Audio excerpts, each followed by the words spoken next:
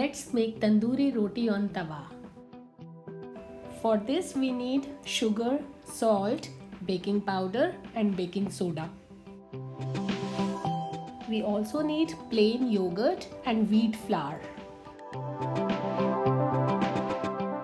Now mix them together, then gradually add water and make a soft dough.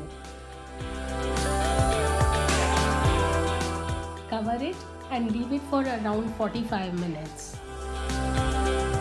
After 45 minutes, knead it for a minute and then roll it with a rolling pin. This chapati has to be a bit thicker than the normal tawa chapati.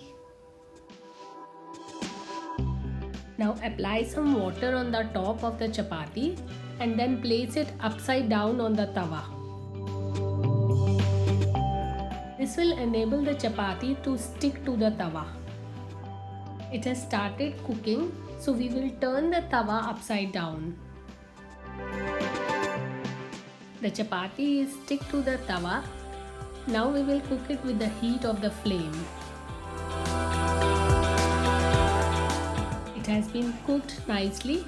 Now we will remove the chapati from the tawa. And our tandoori roti is ready. Enjoy eating with dal makhani or palak paneer.